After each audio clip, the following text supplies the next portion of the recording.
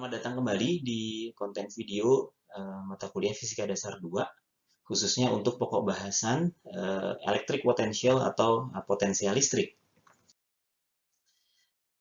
Kita akan membahas setidaknya 4 hal. Yang pertama adalah energi potensial listrik, kemudian potensial listrik, selanjutnya adalah potensial yang diakibatkan oleh medan listrik atau electric field, dan yang keempat, potensial akibat adanya muatan yang berupa partikel. Sebelum kita membahas mengenai energi potensial listrik, ada baiknya kita mengingat kembali persamaan antara gaya gravitasi dan gaya elektrostatik atau gaya listrik. Kita tahu bahwa gaya gravitasi merupakan gaya konservatif atau termasuk gaya konservatif. Artinya ketika gaya tersebut mengenai sebuah objek dan objek itu berpindah, maka akan timbul usaha.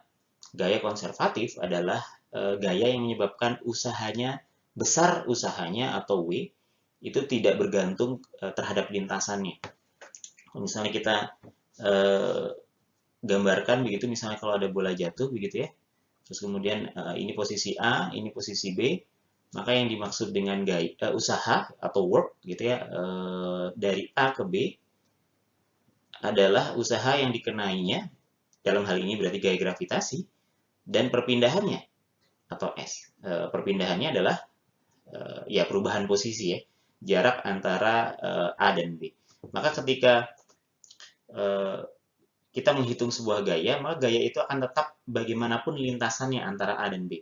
Baik jika usahanya atau lintasannya lurus atau seperti ini atau bahkan seperti ini, maka usaha yang dilakukan oleh gaya tersebut akan sama. Nah, gaya elektrostatis pun juga demikian. Artinya keduanya merupakan gaya konservatif, yaitu gaya yang menyebabkan usahanya, besaran usahanya tidak bergantung lintasan. Artinya akan tetap sepanjang perpindahannya itu sama begitu ya. Jadi tidak bergantung lintasannya apakah dia lurus atau melengkung dan seterusnya. Nah, kemudian untuk menghitung usahanya pun kita juga bisa menggunakan persamaan atau menggunakan kaidah-kaidah yang juga kita sudah pelajari di semester lalu di Fisika 1 terkait dengan gaya gravitasi.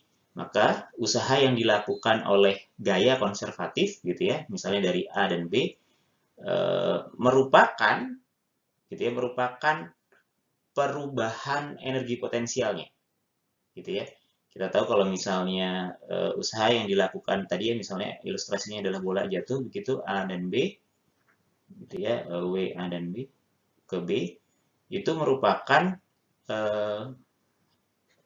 perubahan energi potensial. Jadi perubahan energi potensial itu maksudnya kita hitung energi potensial yang ada di B, ya rumusnya kita tahu adalah M dikali G dikali H begitu ya, dikurangi energi potensial yang saat di A, M di G.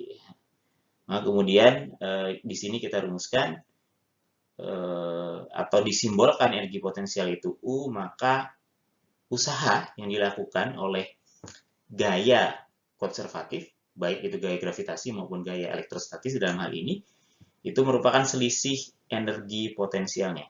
Energi potensial disimbolkan oleh U, delta di sini adalah selisih, ini minusnya karena kalau misalnya usaha dari A ke B, kita menghitungnya selisih energi potensial kan dari B ke A ya, sehingga nilainya akan minus.